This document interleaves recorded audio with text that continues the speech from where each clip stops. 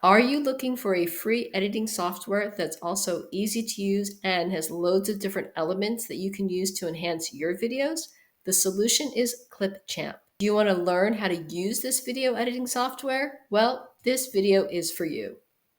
My name is Michelle Downey. Welcome so much to my YouTube channel and also to this series about free tools you can use to enhance your content as an online business or as an affiliate marketer. Please remember to like and subscribe and stay all the way to the end. I have a free gift for you. How to use Clipchamp? Let's get started. In order to access Clipchamp, there are two different ways. If you're using a Windows device, it might already be on your computer. So go into the search bar and just start typing Clipchamp and you might see it pop up. If not, you can easily download it from the Microsoft Store. Search for Microsoft Store, either using Bing or Google or whatever your search engine is, and then click on it, open up the Microsoft Store, and in the search bar, search for Clipchamp. It should come up right away, and you'll see over to the right-hand side where it says, get it for free. In order to go ahead and edit your video, what I've done first is I've uploaded the elements of the video. I've got both a camera option and the screen option. I took these earlier today. I do find that it's easier if you record these separately because it helps you when you're trying to add different elements to your video.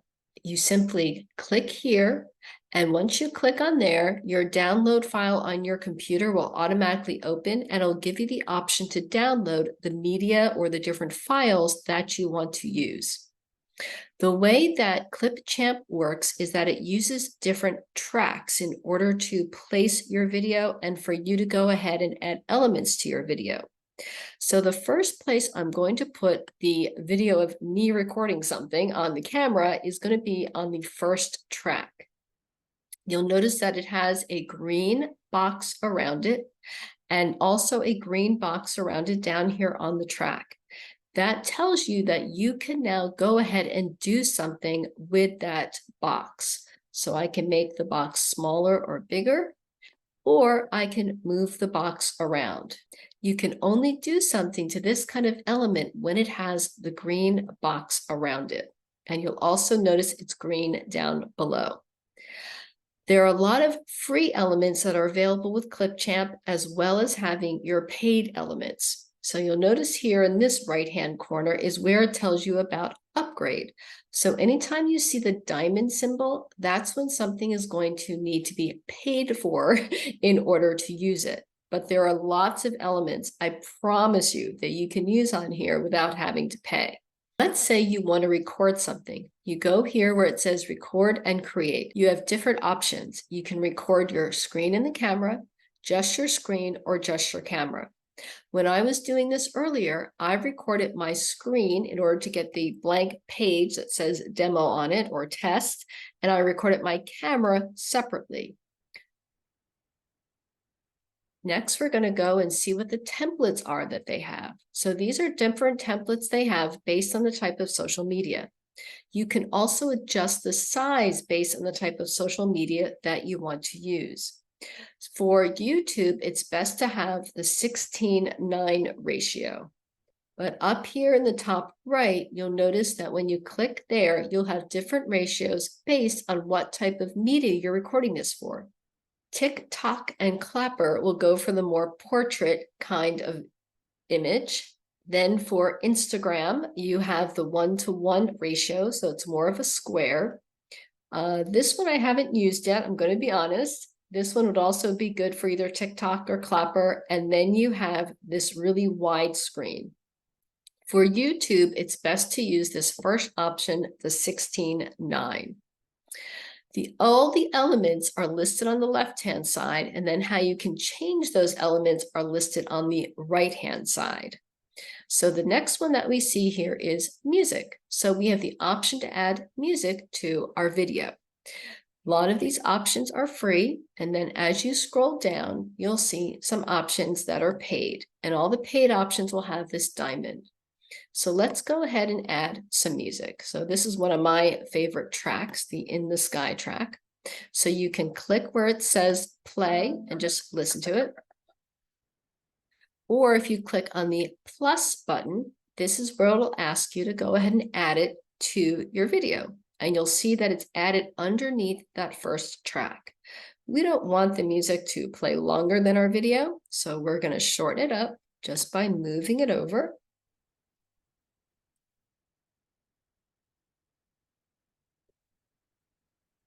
Always takes a bit of concentration for me. So now it's very short. This white bar here is what I call the tracker. I don't know what the official name is, but as you move this white bar, it puts you at different parts of your different timestamps of your video. So you can move this so that you're wherever you want to be on the video for any edits that you want to make. So now we've got some music added. We also then want to add something that is what we call a stock video. So the most common stock video that's used is the good old like and subscribe panel.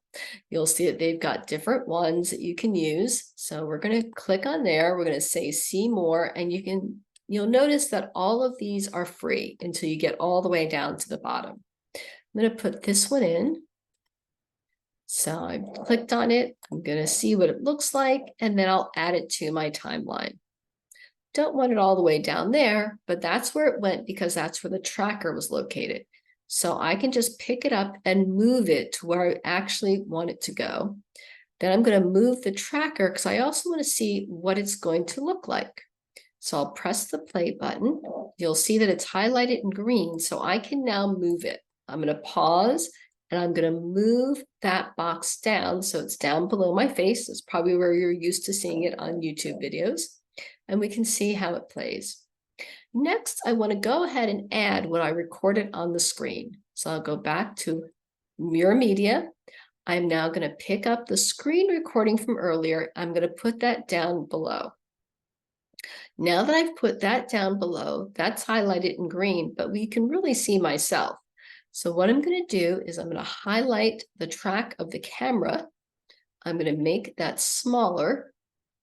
And then I can see what was recorded on the screen. You've probably seen me use this technique quite a bit when I'm recording my YouTube videos. I will move where I am, and I will also adjust the size of this box. Now, for those of you who were born around my time or even before my time, you remember when we had reel-to-reel movies and we had to splice them on a regular basis in order to get out any kind of static that was in there or a scene that we didn't want. It's the same idea with Clipchamp. If there's something that you want to edit out, I'm just going to move this over to make this clear. All you do is you click on the scissors. And now you'll see that there's a splice or a slice between these two in this track. I'm going to move it over a little bit more because I want to take this portion out. So I'll have to re-click on the scissors. And now I can go ahead and right-click and then click on delete. And that removes it. When you remove something from your video, it's really important that you also then remove the gap so you don't have a big blank space in the middle of your video. So I'm going to remove the gap by clicking on the trash can or the garbage can. Let's say I made a mistake and I want to put it back in. It's very easy to undo. I'm just going to go to my keyboard and press on Control Z. And the more I press on it, the more it will restore it back to where it was. Now, a little trick I'm going to show you when it comes to having two different tracks. So we're going to put that back in. I'm going to put the slice back in. And then what I'm going to do is adjust this box. I'm going to make one more slice over here just so I can show this to you. It's a trick I learned just recently. So now that I've got this box a certain size, let's say I want to go ahead and change the box. I'm going to go ahead and click on crop, and I'm going to move this over,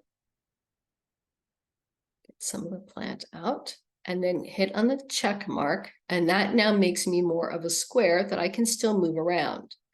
However, you want to be careful when you do this, because once you make yourself smaller or make this box, you crop it, it is then cropped for this entire section. And if I hadn't split it, it would have been cropped for the rest of the video. So I always make sure I do that all the way at the end. The next thing I'm going to add in is I'm going to add some text. And one thing I really like about Clipchamp is the different types of text they allow you to use. So here's a plain text. I'm going to put that up here on a different track. So that's the thing you've got to keep track of, literally, is what track you have something on. You'll now see the box for the text. I'm going to move it down and I'm going to highlight it. Then I'm going to go over to the right-hand side where I will get some options of what to do with the text. So I'm going to type in here the word test. This is a test. Then I'm going to highlight it. And then I'm going to go over here on the right, down below, where I can then change the color. And I can also change the font size. And I can also change the style of the font. So let's say we want it to stand out a little bit more. I'll choose a font that's very bold. And here's where you go ahead and change the font size. You can also move the box around. So I'm going to highlight it down on the track and then up here, and this will show me where I can put the box. We'll put it over to the right. We also then have some elements that we can add as well.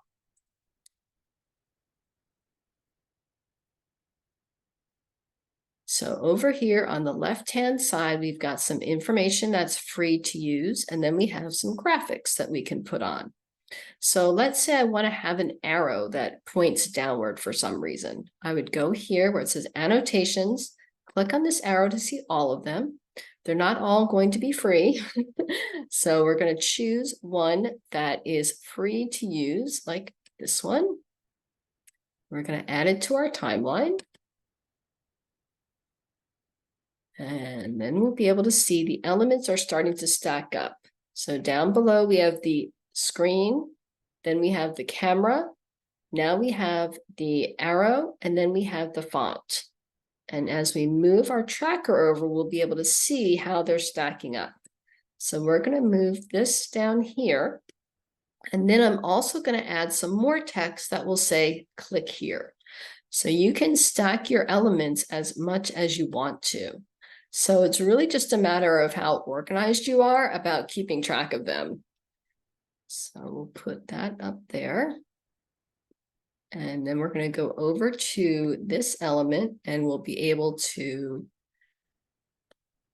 click on it. We'll see text on the right-hand side, and we're going to say, click here.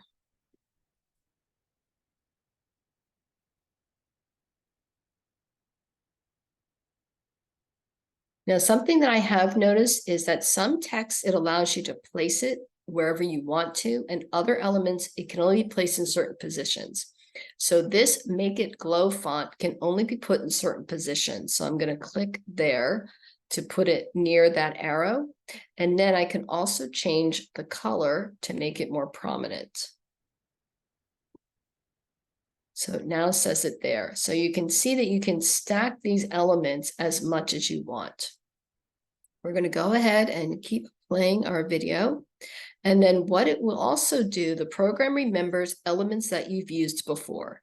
So if you want to reuse your like and subscribe at the end of the video, it's already saved up here. So you'll have the same one at the beginning as well as the end. And you can put it, just drag it and drop it. So it really is that simple. And if we want to make this bigger here, we just go ahead and grab the box. It'll be easier there. And we make this bigger. And you can make this as big or as small as you want. The black area, the dark black area, will always show you where it's going to be seen on the screen based on which of these formats you've gone ahead and chosen. So you can always see what it's going to look like, and it makes it really easy to repurpose your videos for different types of social media platforms. Because like I said, this one is going to be for TikTok or Clapper, and this one's going to be for Instagram. So you want to make sure that when you're repurposing any content that you might be using that or started as a YouTube video, that you go ahead and choose the correct size so that it's ready to go. The other item that's really good to use when you're doing videos is what's called a transition. So I'm going to put a splice here so I can show you what the transitions are. So transition is just a way you get from one area of the video to another, especially when you've gone ahead and put a split in for some reason. And just like with the other elements, there are both paid and free transitions available. Some of them are really obvious and some of them are a bit more subtle. So I'm going to zoom down because I know that this one is a very obvious one. So I'm going to put this here. You'll see it'll put a green symbol in the track, and I will go ahead and hover over it. It'll say add transition. So I'm going to drop it there, and I'll show you what this now looks like. So here we are coming up to the transition, and there's the push. So some transitions are not as obvious. So I'll show you another transition now that is a little more subtle, but you may still choose to use. So I'll put another splice in. And let me get up to the top here. So liquid streaks is one that's a bit more subtle. So you'll see the difference. And you'll notice it always has a little symbol once you've dropped the transition in. So there it is. So you could barely tell that it actually happened. The circular one, I think, works a little bit better. So it's going to be a matter of you experimenting and seeing what kind of style you like and what really attracts you to the kind of look that you're going to have on your videos. But I do find Clipchamp is very handy to use. It's very easy to use. It's understandable. Once you're all done with your video, then you can go ahead and export it. So you go up to the top here and you have different formats. 720 is what I tend to use when I'm downloading something that I want to put on either TikTok or Instagram, only because it doesn't seem to take as long to try to upload it. But this 1080 is what I use when I'm going to download something for YouTube. So you just click on there and then it will download it automatically onto your computer, and it will download it. At least for me, it puts a copy into my download files as well. If you only wanted to share the link with somebody, it does also provide you with this link once it's done downloading, so that if there's someone you wanted to send it to in an email, for instance, you can just put the link in the email without taking up all the space. Thank you for watching this video all the way to the end. I hope you're enjoying this series about the free tools and that you'll be able to use Clipchamp very soon. As I promised, I do have a free gift for you. It's a free ebook, 3 Steps to Quit Your 9-to-5 Job with High-Ticket Affiliate Marketing. This book is good either if you're already in affiliate marketing, but maybe you're using low ticket items and therefore getting low commissions, or if you're brand new to affiliate marketing and you're looking for a way to earn high commissions. In order to claim your free ebook, please go to my website, michellewordsmith.com. Thank you so much for watching this series. I hope you enjoyed this video and the series on free tools. Please remember to like and subscribe, and I hope to see you on the next video.